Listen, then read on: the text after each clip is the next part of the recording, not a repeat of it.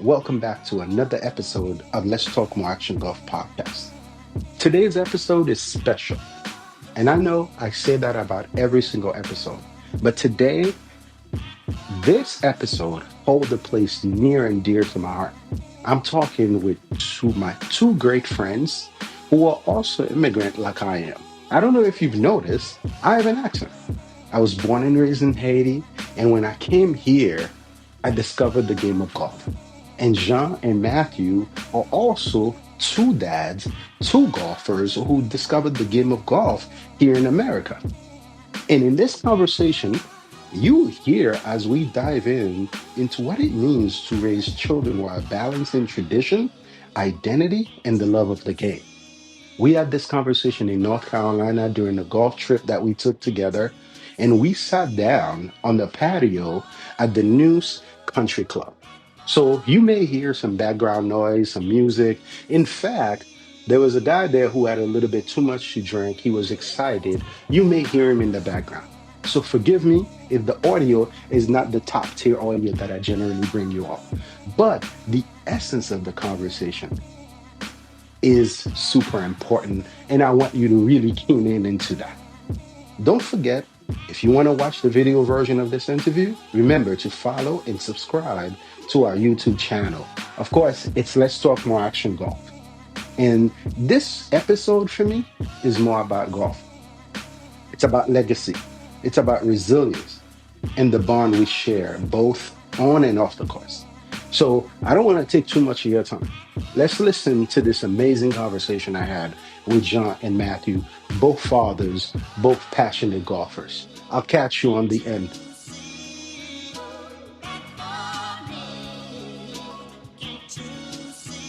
Why don't we start with you? Jean et Laura. Et, I have two girls, 35 and 34-year old, Okay. and love the game of golf. Well, amen. Amen to that. Matthew? Yeah, Mathew, thanks for having us. Really appreciate that. Father to two kids who are teenagers, and they keep me busy just as much as golf does. Yes. Man, maybe I should have had fewer kids, then my golf game would have been better. Because both of you guys have two, That and your helps. golf game That is helps. on point. So the first two holes, you think about your children, and after that, you're able to move on. I got to play a whole back nine to get them out of my mind before I can move on.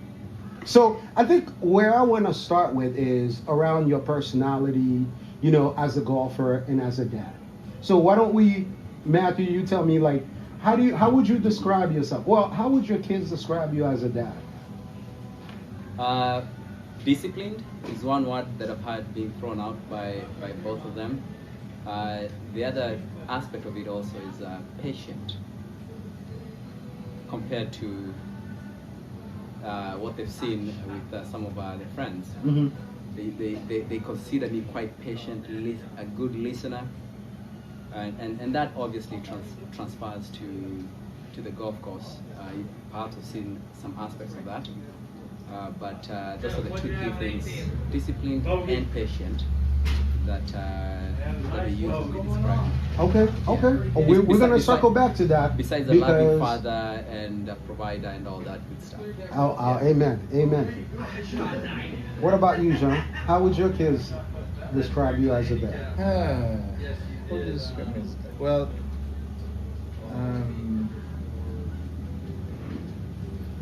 somewhat fun, extremely an optimist and a dreamer. That's what they would definitely say about me. Eternal optimist and a dreamer, because I don't see impossibilities, and then they will take the work that we've done in Haiti as an example. So they will probably say that always see a way out. So that's positivity, optimism, and I think probably belief in others. I think probably say that. Yeah. Those are extremely great qualities, right? So I want to kind of, like, before we get to Matthew, talk about the seeing the possible within impossible, right? Because that's something that you're an immigrant, just as I am as a Haitian. You being in America, I don't know that people fully understand the gravity of an immigrant being in America, but not just being in America, but thriving, right? Because by all measures, you'd say you are thriving as a person who grew up in a country like Haiti and being here and seeing possibilities within impossible. Right. And how does that translate for your golf game, right? Being able to like see beyond just what's in front of you.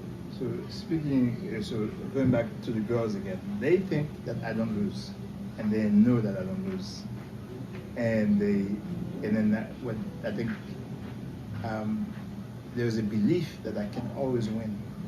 So it's the same approach I take it professionally.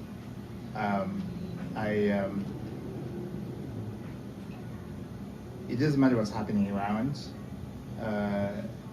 I'm gonna be okay. Yeah. I'm gonna be good. Yeah. I'm gonna make it. Yeah. I'm gonna be successful. Yeah. I'm gonna push forward. Doesn't mean that I do not acknowledge the constraints that exist, the if you want to call it biasness or whatever it may be, right? There are challenges and difficulties, but I never use them as an obstacle for me not to move forward. Doesn't mean they're not there. Doesn't mean the timing to get to a place could not be expedited. It may take longer, but eventually I believe that I'm going to be there, I'm going to be successful, and I'm going to make it. So this is kind of how I approach golf. Like, I'm going to be okay. This is how I approach raising the girls. Like, they're going to be good, and so as an immigrant, I'm different, but I never forget where I came from. And that, so it gives me a perspective that most people do not have, that were born and raised here. Calm before the storm. Because I know that I've struggled, that I've gone hungry, and that I've gone, they're going to school not eating. And all that shapes me here when I see somebody that maybe they don't have that perspective, they may complain or whatever. I understand where they're coming from, but you're not going to hear that from me because I know what I have been. Yeah, that's a really good perspective. One, I feel like it's founded in a lot of manifestation, allowing the universe, God, to align with your belief, right? And so when we juxtapose that to Matthew, when you say you're disciplined and patient, that sounds very data driven. Discipline is based on, hey, we have 1, 2, 3. Yeah. So how does that lay out for you in the golf that sometimes can be pretty unpredictable? Well, from a golf perspective, the way it plays out is you have to know the shots that you can take, your ability as a golfer, and where to miss it if you can. And I think that also translates to the kids as well, because raising teenagers, one day they wake up and they're very happy, the next day they wake up and you don't know what demon is in them. And you have to be able to just be yourself and know that they're also growing up, and then bringing it back to the golf game. The game is also developing. All right, blackened chicken sandwich with chips. Yeah. Right here. Right here. Thank you. This one has the pickle. Who's okay with pickle? I'm okay with pickle. You're okay with pickle. Let me get y'all some silverware. I get you some ketchup. What else can I get you? That should That's do it. good. Thank you very much. Yes, absolutely. Yeah. Yeah, so that is an aspect that I'm conscious about, and one that I consistently try to keep top of mind when playing my game, as well as raising the two kiddos. So I think the game, I've had to explain it. Thank you. Thank you so much. Absolutely enjoy. Thank you. Yes. I remember a conversation I had with my wife where I was like, I could play, most people can play one course over and over, and it's never the same, any different. Not only just they move the flag, but also the environment. There are things that are changing, humidity. And so I think that highlight what you're saying about your raising teenagers, right? But I think maybe the difference is in golf, it's finite. You're playing 18 holes. Yeah. Once you're done with the 18 hole, you have a moment to reflect and all these things. Yeah. The kids are growing, and once you have children, Yeah. I mean, you have a daughter who's 45, right? 35. Are you still fathering even to this day after 35 years, right? That's a long golf career. So how do you, or what are you thinking in terms of like beyond their teenage years? In terms of the discipline and the patience, how much of that you think need to kind of like extend beyond just them being teenagers? I think parenting is a lifelong adventure. That's how I'm going to call it. Yeah. Just similar to playing golf. Golf is always an adventure because, as you noted, when you're playing, the wind will be blowing today. You're playing the same course. The wind is blowing today in your face. The next time the wind is standing is on your back, and so you have to be able to adjust. And similar to parenting, you have to do that. When they're little, you parent them in a certain way. When they're teenagers, you parent them in a certain way. It's more coaching when they're teenagers. And perhaps John can speak better to this one, but after they become teenagers and they go off to college, then it's all about how do you now build a firm foundation that they can thrive on when they are on their own college and when they start off their career. And some of that has to do with the different aspects of life that you can sort of introduce and coach slowly by slowly.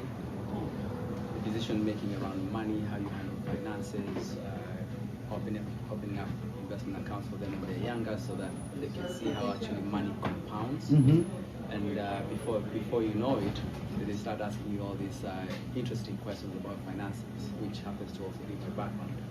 So it is taking one step at a time, and knowing that a bad day today does not define this particular person.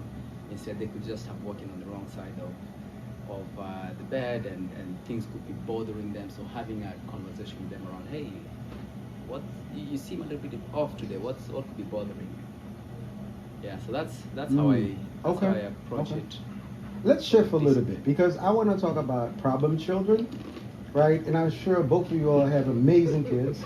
There are no problem children, but I'm sure out of 14 clubs in your bag, there's at least one of them that could be a problem child. Talk a little bit about which club is your problem child. My 3-wood. I cannot hit that thing to save my life. I hit the 5-wood beautifully, but the 3-wood I can't do anything with it. But I'm going to figure it out. I'm determined to figure it out. Okay, all right. Yeah, and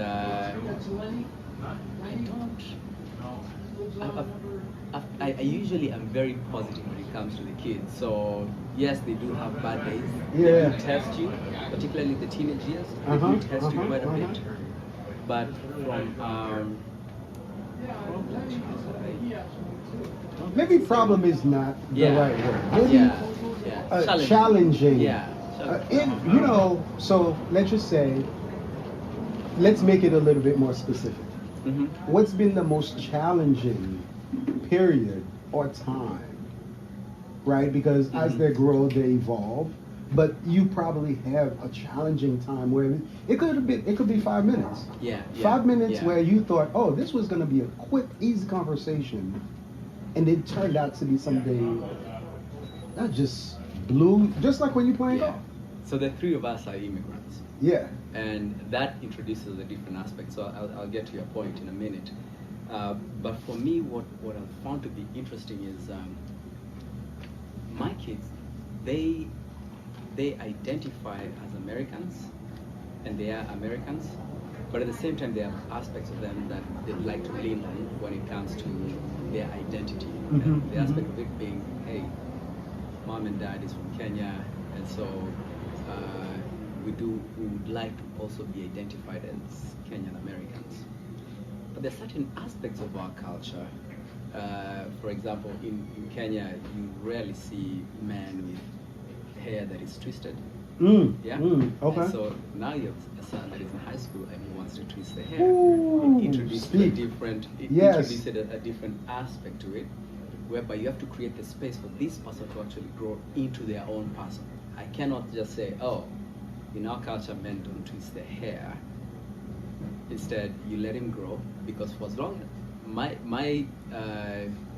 belief is, if you're doing the right things in the classroom, you're doing the right things in society, there are certain things that I can live with, yeah, and they are part of the American culture. In African American culture, you also see people twisting their hair. Yeah. So there's some things I've had to embrace for them to be able to just raise them into who they are. You know, becoming. I could totally connect to that, because even as an adult, Yeah. right? So I have locks, Mm-hmm. but it's something that I've done as an adult.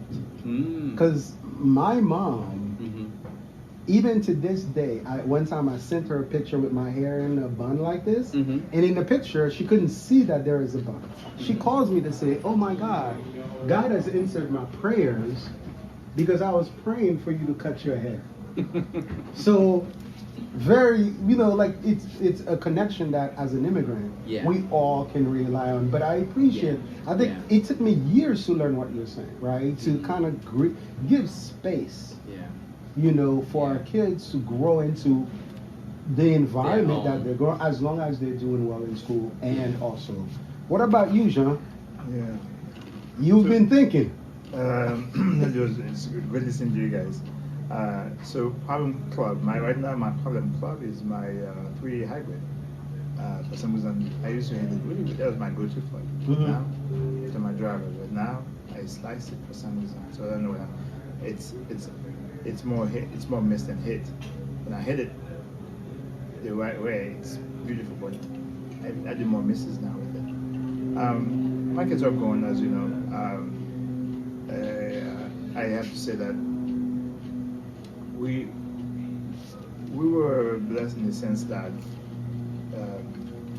there's certain things that we didn't have to worry about, as raising a child. I think we, as Haitians, we raise them as they're still born in America, but we think as a Haitian, how we were raised in Haiti. We kind of tried to adjust how we raised them, but to them, we raise them as strictly Haitian. However, they do admit that there's certain things that we allow them to do, other Haitians kids do not get to do because their parents are even stricter. Yeah. So at the same, also there's certain things that we there are two girls, so people can come and sleep over at our place. They could have their friends coming and sleep over. We're more comfortable having kids coming to sleep over at our place than them going to sleep over somewhere else. In a more controlled environment. I know what's happening. I don't know what you're doing at your house, but I know what's happening in this house. And guess what? Yeah, but what we expected out of them, and then the expectation is providing context. Why we expect this? So, I was running this in Haiti. We have kids who in an area that before they go to school, they have to go fetch water, they have to go fetch food, and then they walk whatever, right? And walk to school. Sometimes they have no shoes. At least a mile. Right. At least I remember a mile, at least a mile you walk. So then, as we're raising them, we share that perspective with them. Yeah. Right. So that they can understand that why we expect them. Why do we expect you to have A pluses? We expect A plus because you have the gift of learning. Mm-hmm. Learning is a gift. There are kids who cannot learn. Because you can learn, it's a gift. Then how are we going to use that gift? So I expect you to have A pluses because you don't have to go fetch water.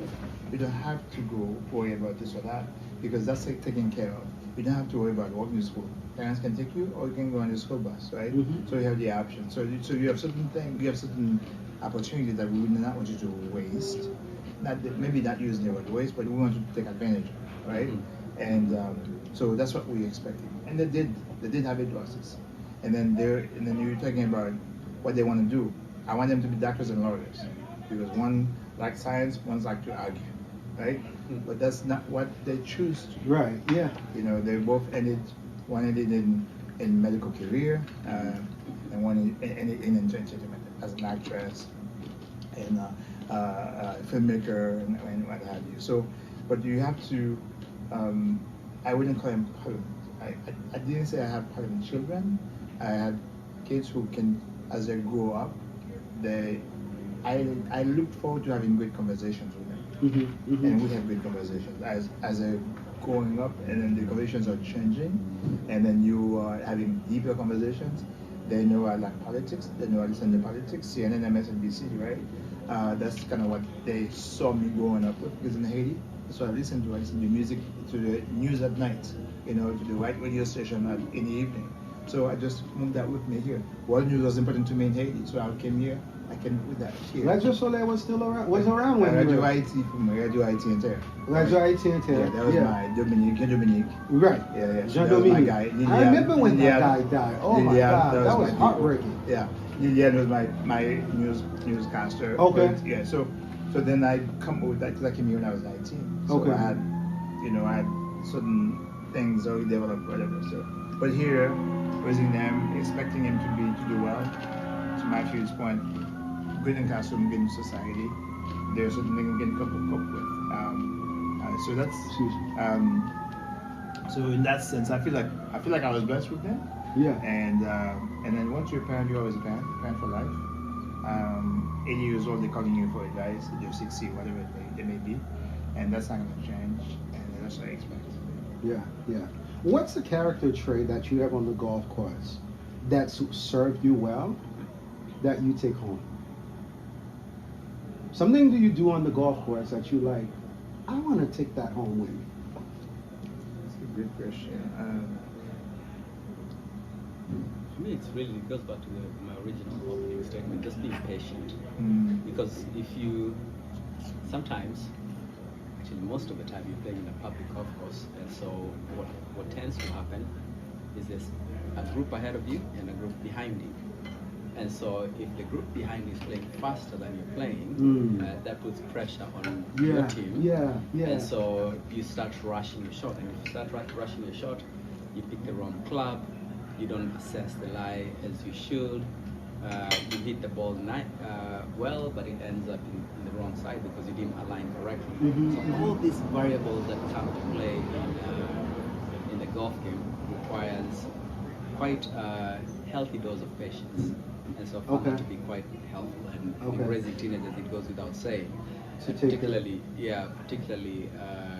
when they're at a certain point in their life where they're trying to be their own, and they end up speaking their mind quite liberally. Liberally is the word. Liberally is the word. Yeah. And as an African man, you have to be able to just take it in, be patient, take that deep breath, and say, okay, let me actually assess what they're trying to tell me from what they've just said, and be able to give them advice if it's advice that they're seeking, or if they're just venting.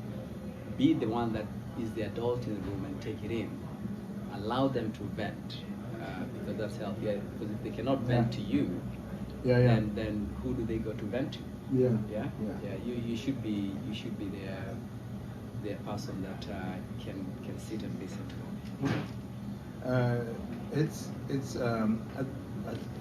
Mathew and I, we talk about not compounding your mistake. So it's like you make a mistake on the golf course and you try not to compound it. Today, you do something that happens at least once a day. On the 17 where I was at the bounds and I tried to shape a shot. And so I was just hitting the ball, trying to shape it, and then ended up in the rough, and then so I ended up with double bogey. So it's one thing that I want to. So you're going to make mistakes as human beings, adults or children, and then not to add to it. How do you recover from it? Try to recover. Because you're all going to make mistakes. You're going to fall short sometimes, and so you try not to compound it. That's one thing that I think I'd like to practice more at home. You know, the thing is, and I think that's one thing that I've started to bring at home. Like once I swing the club, no matter where it lands, okay, leave that feeling there and deal with what's coming up ahead as if it's a brand new thing. And case in point, so my son, you know, I'm at home. I'm the only morning person. I wake up the way that I wake up, the way that I'm speaking now. That's how I am when I wake up, right? So my son sometimes struggle to wake up. And in the past, I would wake him up and then with a lecture. So wake up, lecture as to why. And in my mind, I'm thinking, okay, this is to help him not to do it anymore. But what golf is teaching me is that once I've already waken him up, that's done. Because he's awake now. Like giving him a lecture doesn't solve the fact that I'm already up, went upstairs and woke him up. And I think that's one thing I'm learning, because now when I make a bad shot, I'm like, okay, that was a bad shot. This is a new shot. Yeah, it's done. That's done, right? You know, and I'm really learning that. And what I find is it helps the conversation between he and I, because now we're not talking about the fact that, oh, I woke you up. We're talking about, okay, I woke you up. How was your night? What's going on? How's everything going? Oh, I'm driving you to school, so it's not a punishment because I'm lecturing you the whole ride, but I'm finding out about you, blah, blah, blah.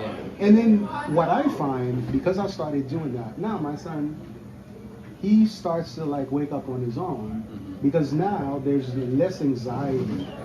Oh my God, if my dad wakes me up, I'm in trouble. I think that's one thing I'm really like working really hard to bring to my home life. Like when I hit the ball, okay, if I feel like there is like negative emotion, I smile. Because I know once I smile, I cannot smile and have negative emotion. So I smile through it. I'm like, okay, all right, Luke, where does that? And then I let it go. So I know we don't have a lot of time. Clock is ticking. Let's talk about where we are now. So, Jean, it was great, very grateful in inviting you and I, Mathew, to North Carolina for a round of golf. Oh, amazing, man. Amazing. All right. So today we played our third round. Yeah, in 2 days. Third match. Third match. That much in 2 days. So I don't know. There are three of us. There are three of us. He said he hates golf. He walked in with 2 shafts, no club head. Because he broke it. He broke. Yeah, most likely. So let's talk about this. We're in North Carolina. First club we played was what? River Ridge. River Ridge. You want to talk about how that went? It was good. We enjoyed it. You guys were here and enjoying the Carolina golf, so enjoy the environment, enjoy the moment, enjoy you guys. So to add to what Johnson is that all 3 of those those are like PGA courses. Absolutely. Every single green is like a piece of china that is so clean that you put the ball and it just rolls. Shout out North Carolina. You guys have the most beautiful golf courses, man. Amen. Goodness. Amen. Oh my goodness. Wow. The only thing that was missing was the applause from the audience. From the audience, right? The audience, Because I felt like we were playing golf in places that I only see on TV. Absolutely. The elevation. Absolutely. You know, the difficulty. So kudos to you, man, Jean. We really appreciate it. Thank you. Really Thank you, appreciate man. that. It'll happen What a again, treat. and then we'll do it next time. If we come to North Carolina again, we'll do Panhouse. Okay. And it's a different, it's sand. It's a different courses. The elevations are even worse than here? No, not worse, but it's just the quality, the courses themselves. Yeah. You've seen nothing yet. Yeah. We've seen nothing You've seen yet. nothing yet. I am telling you. What was the highlight? Let's talk about highlights, right? Yeah. What was the highlight of these three matches for you? Highlight for the matches? I mean, for me. For you, really, yes. What was the?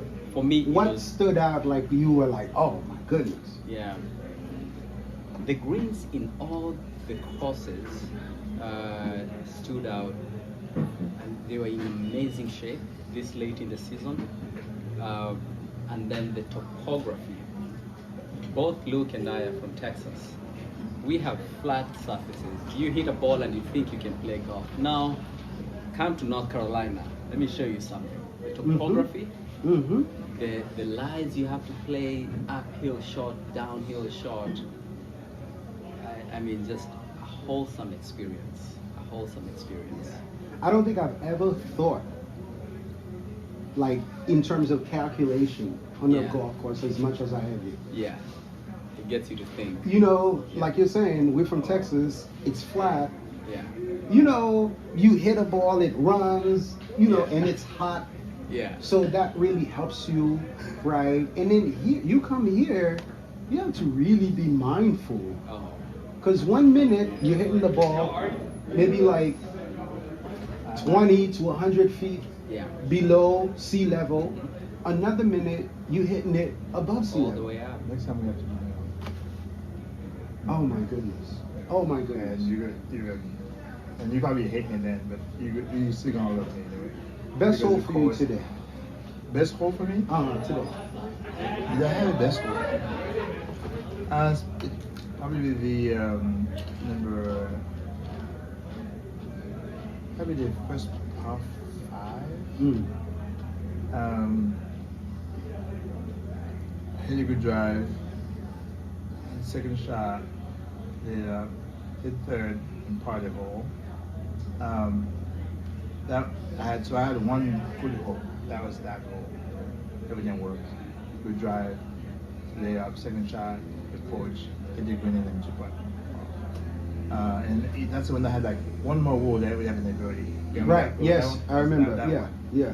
So that was my highlight. But for me, the highlight of the weekend for me was hearing you guys how much you enjoyed playing golf. That was my highlight. So I think I told Mathew, I'm so glad that you guys are happy. I think I'm so glad you guys are happy about the courses. So that my highlight was you guys in being in all the courses. Okay. Yeah. What was the best hole for you, Matthew? That par 3 where we all hit the green. Oh my God. And the part 3, I cannot even do it justice. So you might have to figure out a way to bring it to the podcast and show the audience. But we all hit this part 3 with rocks surrounding it, Yeah. and water to the right, and it was a downhill hole. Such a pretty hole. Mm. Yeah. So that for me was the highlight right there. Yeah. So I would say this was a highlight for me too because it was my shot was nice, my club selection was nice, but I think for me, the highlight was hearing Jean count. Counting. I think that was the highlight. So let's give context. Give right? context. Yeah. Context Counting when on I the first, 18th hole. On the 18th hole. Yeah. When I first started playing with Jean, I was fairly new. I think I maybe like 2 years into my golf thing. Maybe I think you just started to play about 2 Yeah. years ago. Okay. So And we've been playing for about a year together. for about a year. So then I was 2 years into it. And counting in terms of like how I arrived to my score, a combination. Anxiety, oh my God, I don't want a double bogey, so let me pretend like there wasn't this other. Then also too, there is like sometimes it's like you're moving and then you forget, oh, maybe you have that. And Joe always like, hey, okay, here's how you do it. You count how many you hit before you got on the green, and then once you're on the green, you count there that how many putts you have. How many putts you have. And I've kept that with me ever since I made it. But I've never heard John count for himself. So today we're playing, and John is extremely competitive, right? And it looked like I didn't know that about John, by the way. you did not know John No. was competitive. Mm-mm. Oh my goodness! And we played a lot of rounds too. Ah. But today it was evident. I always know his scores. Oh. But anyway, I know every score I'm playing with. So I've never heard John count for himself Mm-hmm. because I'm always too busy figuring out what my score is. And on 18, because we were on 17, we were like, okay, no, on 16. He 16 we were says all tied. we're all tied. We're tied. We had Mhm. 17. I think on 17 you blew up that hole, Mm-hmm. right? 17, you landed on the left. I double. You double, and from that double, Joe was very quiet. He was very quiet. I And had to bird the 18 to And then when we get to 18, and we are about to putt, and you ask Jean, what do you have? And when I heard Jean count, he said, wait, I gotta count. And I started laughing. Yeah, I think initially he thought I was laughing because I thought he was cheating. No. But I was laughing because I'm like, He's oh, counting. I have never heard that before.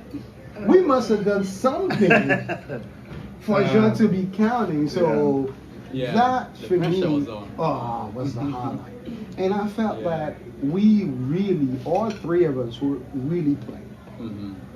Really played really well. So, Jean, man, I'm really grateful for that. Every single course were amazing. It made me feel I hadn't been playing, like all the courses that I had played before, all the courses in Texas cannot hold the stick to North Carolina. So, thank you. I appreciate you.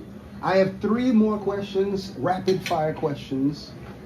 Is there anything in your bag that's more expensive than a gift you bought for one of your children? Anything in my bag? Yeah. Bag? Yes, that's more expensive, including the bag itself. That's more expensive than a gift you might have bought for your children. Nothing. No. Nope. Okay.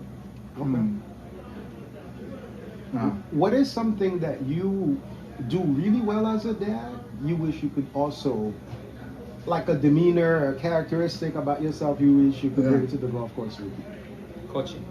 Coaching. Yeah. You do that really I well coach, as a dad. I coach them, but I refrain from coaching or giving tips at the golf course because how I play is very different from how somebody else could play. And Man. so I refrain. So You try not to do I that. try not to. Okay. I try not to. What about you, Jean? Something that something that you do as a dad that you try to refrain from doing. Oh, refrain. Yes. I think I do refrain. Yeah. I think I'm a good. I think coaching is right.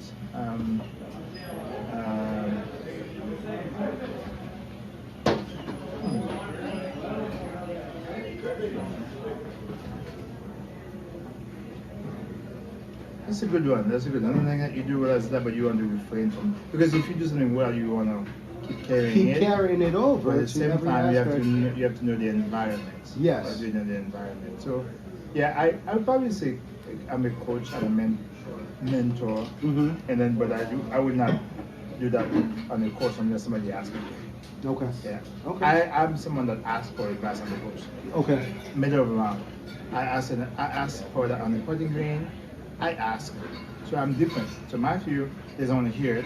I want to hear it. I want to ask. I've asked all the people that I play with. I learn something. Wait, no. Matthew doesn't say he doesn't want to hear it. If you ask for it. No. I was saying Mathew is not. He doesn't want to. He's not going to change his game how he's playing. Okay, right. Yeah. Because he doesn't want to get into his mind. Yeah. Right? Yeah. Okay. For me, it's adaptability is a strength that I have, and adjustability, adaptability. So I learn every day on the course. Right. Yeah. Whether I'm playing by myself or I'm playing with somebody, and I do watch people and I do ask for tips. It doesn't bother me.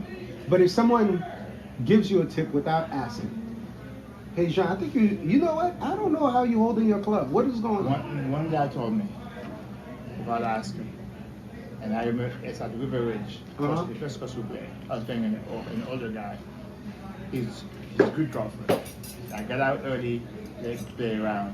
He saw how I putt. By the third time I putt, and you saw I couldn't think I'm short. He said it's my backswing. And I've been adjusting my backswing ever since then. When my backswing is correct, I don't get it short. I get it to the hole, or I pass the hole. He gave me that without asking. And then if I thought I could handle it, if I saw that based on my demeanor, I'm not gonna be upset if they give me a tip. I don't give people tips. I don't give it when they ask. Okay. I take tips from people. Okay. So that's my mind is okay with that. Right. Yeah. Yeah. It doesn't put me bother off. you It's at not all? at all. Not at all. Okay. Not at all. Okay. All right. No. That's a really good. That's a really good quality because Doesn't. I've been in a situation where people give me tips and it No. I play with this You, guy. you can talk when I'm playing. You can do whatever you want. It doesn't matter to me. Oh no, I can't do it. It doesn't. I can't do it. So that's it. That's my strength in adaptability. Yeah. So because I like I can like even like that's why I asked Mathew, does it bother me him that like if I say this is where we are, because I can say I can get on the hot ball. I can say I'm gonna hit this ball here. Our boys, take care now. Take care. All right. Let him go first because we don't have drive away he's driving because he's drunk. Yeah. So I can get on the ball and say I'm gonna hit this shot this way. Yeah. I can say, but some people are saying, well, no, you shouldn't say that. You jinxing or whatever. So I don't believe in that at all. But I mean, it tracks with the way you think in terms of manifestation. Yeah. Right, because you're manifesting. Yeah. What you are about to do. So that tracks. I think for me, I'm okay if somebody gives me a feedback, but give me the feedback and leave it alone.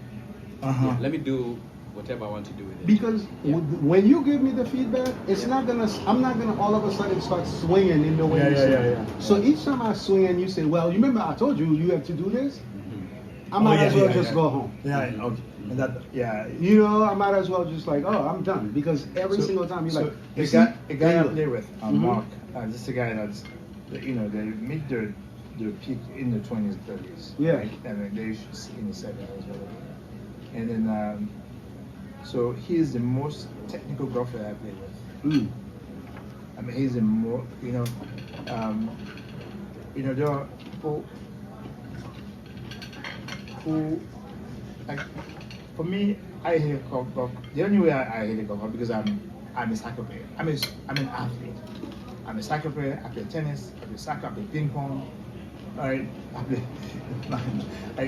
I was being pulled with my daughter and said, Dad, I hate you. We can win everything. You're good at everything. I'm not good at everything. But they know that usually I'm winning. But Mark, he hits the ball so well when he hits it. That's the guy that I have to do course like an hour before he hits it. Okay, yeah. I ask him for advice every day I'm playing with him. Because he hits the ball in a certain way. I said, how the heck do you do that? So that's for me. Yeah. Even though I'm hitting my iron, if I just bring one, he's my technical go-to guy. Yeah. Okay. That makes sense. He's my technical guy. I'll ask him, hey, help me here. It's like one thing I have now, when I miss with my iron, I pull them. And I haven't played with him to see that. And I'm going to ask him. Because usually I'm coming up too fast, my shoulder is ahead of my body. So there's no synchronization. Yeah. And I sink. That's why. I think I know why. But he's my technical guy I go to. And then I ask him during the rounds. Yeah. During putting or during pitching or chipping, whatever. Yeah. Okay. All right. Gentlemen, thank you so much. I really appreciate the time. Jean, I'm grateful to you. I'm super grateful to you because when you pulled the trigger on the airplane ticket, it was like, oh no, this is real. This is real. And I would be remiss if I did not make this trip. So thank you so much. Oh, all right, I appreciate you all. You're welcome, man. Amen. That was awesome. Hey, thank you, sir. Thank you for getting me on your podcast. Oh, absolutely. Thank you for tuning in to Let's Talk More Action Golf podcast. We hope that you've enjoyed today's episode. A big shout out to our producer and creative director, Ajane Josepha, for bringing the show to life. And a special thank you to Sid Mack for our fantastic music.